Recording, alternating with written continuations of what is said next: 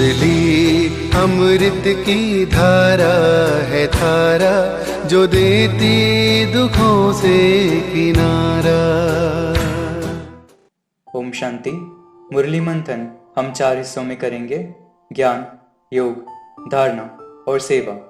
ज्ञान मंथन आसान करने के लिए उसे 7 हिस्सों में बांटा गया है। पहला है परमात्मा, दूसरा है आत्मा, तीसरा है त्रिलोक और त्रिमूर्ति, चौथा है कल्पवृक्ष, पांचवा है सृष्टि चक्र, छठा है सीढ़ी या फिर भारत के उत्थान और पतन की कहानी, और सातवां है गीता और गीता के भगवान। आज 25 अगस्त 2020। आज की मुरली में बाबा ज्ञान में परमात्मा, आत्मा और सीढ़ी या फिर भारत के उत्थान और पतन की कहानी, इन विषयों पर समझाते हैं। आज के महावाक्य है: मीठे बच्चे, कभी थक कर याद की यात्रा को छोड़ना नहीं, सदा देही अभिमानी रहने का प्रयत्न करो। बाप का प्यार खींचने व स्वीट बनने के लिए याद में रहो। ज्ञान में पहले है परमात्मा। बाबा प्यार के सागर है, अविनाशी सर्जन है, जो हमें एवर हेल्दी बनाते हैं। वे निरहंकारी है। दूसरा है आत्मा। अभी तुम जानते हो, समझते हो, मैं आत्मा हूँ। बाबा जो प्यार के सागर है, उनका बच्चा हूँ। आत्मा ही अपने बाप की महिमा करती है। आत्माएं सब आपस में भाई भाई है, सभी का बाप एक है। अब मुझ आत्मा को परमात्मा बाप कहते हैं। तुम पहले परफेक्ट थे, बल पार्ट अलग अलग है परंतु परफेक्ट है। तीसरा है सीढ़ी। बच्चों की अहम ऑब्जेक्ट ही है कि हम ऐसे लक्ष्मी नारायण बने। जानते हैं बाबा हमको इन जैसा मीठा बनाते हैं। मीठा यही बनना है और बनेंगे याद से। इन लक्ष्मी नारायण ने भी अगले जन्म में बहुत याद किया है। याद से ही स्वीट बनते हैं। सतयुग के सूर्यवंशी पहले नंबर में है, चंद्रवंशी सेकंड नंबर में हो गए। इन लक्ष्मी नारायण के फीचर्स और राम सीता के फीचर्स में बहुत फर्क है। इन लक्ष्मी नारायण पर कभी कोई कलंक नहीं लगाया है। कृष्ण पर भूल से कलंक लगाए हैं, राम सीता पर भी लगाए हैं। 14 कला है, फिर भी डिफेक्टेड हुए, फिर और डिफेक्ट होती जाती है। 16 कला परफेक्ट बनना है। 84 जन्म कल्प कल्प लेते आए हैं। अब वापस तो कोई जा नहीं सकते जब तक पूरा पवित्र न बने, नहीं तो सजाएं खानी पड़े। हम आत्मा अपने घर में सतोप्रधान है, फिर यहाँ जन्म लेते हैं। पिछाड़ी में तमोप्रधान बनते हैं। दुनिया की वह इज्जत कम होती जाती है। प्योरिटी बिगड़ तो वहाँ कोई जा न सके।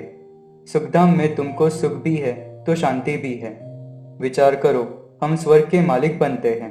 वह है हीरे जैसा जन्म, अभी तो कौड़ी जैसा जन्म है। अब बाप इशारा देते हैं याद में रहने का। तुम बुलाते ही हो कि हमको आकर पतित से पावन बनाओ। सतयुग में है संपूर्ण निर्विकारी।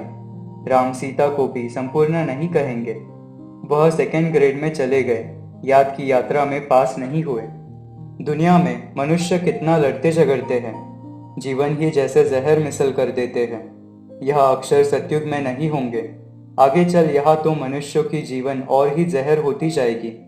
यह है ही विषय सागर। रौरव नर्क में सब पड़े हैं। एक दो को दुख ही दुख देते रहते हैं, क्योंकि देह अभिमान का भूत है, काम का भूत है। कामचिता पर बैठ काले बन जाते हैं, तब बाप आकर ज्ञान अमृत की वर्षा करते हैं। वहां तो हीरे के महल होते हैं, यहाँ तो सब मिलावटी चीजें हैं। विकारी बन गए हैं, लड़ाई में एक दो को मारते रहते हैं। एटॉमिक बॉम्ब्स बनाने वालों का भी मान कितना है, इनसे सबका विनाश हो जाता है। सभी मनुष्य मात्र दान तो करते ही है, वह सब भक्ति मार्ग में चला आता है। अभी बाबा हमको डबल दानी बनाते हैं। कहते हैं तुम यह ईश्वरीय यूनिवर्सिटी, ईश्वरीय हॉस्पिटल खोलो। निर्विकारी देवताओं की आयु एवरेज 125-150 वर्ष होती है। एवर हेल्दी बनते हैं, निरोगी काया हो जाती है। बाप को अविनाशी सर्जन भी कहा जाता है। बाप को जानते नहीं है, इसीलिए अज्ञान अंधेर कहा जाता है। भारतवासियों की ही बात है।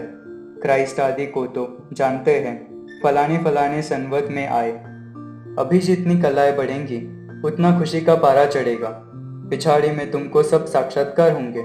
जब विनाश होगा तब तुम स्वर्ग के साक्षात्कार के हलवे खाएंगे। आगे चल तुम्हारे चरणों में सब झुकेंगे, कहेंगे बरोबर यह माताएं स्वर्ग का द्वार खोलती है। चौथा है योग। भारत का योग गाया हुआ है, यह है याद। इस याद से ही तुम लक्ष्मी नारायण जैसे विश्व के मालिक बनते हो। इस घमंड में कभी नहीं आना है कि हमको ज्ञान बहुत है। मूल बात है याद। याद ही प्यार देती है। बहुत मीठे, बहुत प्यारे बनने चाहते हो, ऊंच पद पाना चाहते हो, तो याद की मेहनत करो। सिर्फ बाप को याद करो। जितना याद करेंगे उतना स्वीट बनेंगे। बाप कहते हैं, बहुत मीठा तब बनेंगे जब समझेंगे कि हम आत्मा है। आत्मा समझ बाप को याद करने में बहुत मजा है। जितना याद करेंगे उतना सतो प्रधान 16 कला संपूर्ण बनेंगे। नॉलेज में फल कितना भी तीखा हो, कभी बाप को मीठा नहीं लगेगा। याद में रहेंगे तभी मीठे बनेंगे, फिर बाप भी तुमको मीठा लगेगा। पढ़ाई तो बिल्कुल कॉमन है, पवित्र बनना है, याद में रहना है। फिर यह जो कहा कहा खिटखिट होती है, अहंकार आ जाता है, वह कभी नहीं होगा। मूल बात, अपने को आत्मा समझ बाप को याद करो। इससे कर्मभोग आदि दुखों से भी छूट जाएंगे। याद में नहीं रहते तो दिल पर भी नहीं चढ़ते। याद से ही याद मिलेगी ना। याद में रहे तब खुशी का पारा चढ़ेगा। बाप की याद से ही पाप कटते हैं, फिर कर्मेंद्रियां भी चंचल नहीं होती। याद का चार्ट नहीं, गोया फाउंडेशन नहीं। पवित्रता के साथ याद की यात्रा भी चाहिए। पवित्र रहने से ही याद में रह सकेंगे। धारणा पहला, ज्ञान का कोई घमंड नहीं होना चाहिए। मूल बात है याद। दूसरा, याद में रहना पहुंचता नहीं तो थक जाते हैं और छोड़ देते हैं। इसलिए देही अभिमानी बनने का प्रयत्न करो और अपने को आत्मा समझ बाप को याद करो। तीसरा, सिर्फ नॉलेज होने से परफेक्ट नहीं होंगे, आत्मा को परफेक्ट बनाना है। भल विलायत में कहा भी जाओ, सिर्फ एक बात पक्की रखो कि बाबा को याद करना है। बहुत खुशी में रहे कि मैं बाबा का बच्चा हूँ। चौथा, पुरुषोत्तम बनने के लिए बाप का हाथ पकड़े रहो, नहीं तो घुटका आ जाए, माया खींच लेती है। अपने को नशे में लाना चाहिए। हम श्रीमत से अपनी राजा स्थापन कर रहे हैं। पूरा पढ़ना चाहिए। लोक लाज, कुल की मर्यादा आदि में नहीं फंसना है। ब्रह्मा बाबा का एग्जाम्पल सामने रखो। बाबा पर पूरा पूरा निश्चय रखना है। चौथा, कोई भी देहधारी को नहीं याद करना है। सेवा, ईश्वरीय यूनिवर्सिटी, ईश्वरीय हॉस्पिटल खोलो, जिसमें मनुष्य 21 जन्मों के लिए आकर शफा पाए। वरदान, बाप और सेवा की स्मृति से एक रस स्थिति का अनुभव करने वाले सर्व आकर्षण मुक्त भव। जैसे सर्वेंट को सदा सेवा और मास्टर याद रहता है, ऐसे वर्ल्ड सर्वेंट सच्चे सेवाधारी बच्चों को भी बाप और सेवा के सिवाय कुछ भी याद नहीं रहता। इससे ही एक रस स्थिति में रहने का अनुभव होता है। उन्हें एक बाप के रस के सिवाय सब रस निरस लगते हैं। एक बाप के रस का अनुभव होने के कारण कहा भी आकर्षण नहीं जा सकती। यह एक रस स्थिति का तीव्र पुरुषार्थ ही सर्व आकर्षणों से मुक्त बना देता है। यही श्रेष्ठ मंजिल है। स्लोगन, नाजुक परिस्थितियों के पेपर में पास होना है तो अपनी नेचर को शक्तिशाली बनाओ। ओम शांति।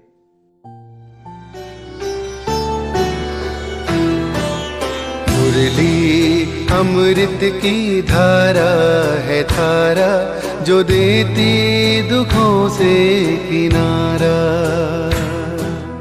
मुरली अमृत की धारा है धारा, जो देती दुखों से किनारा।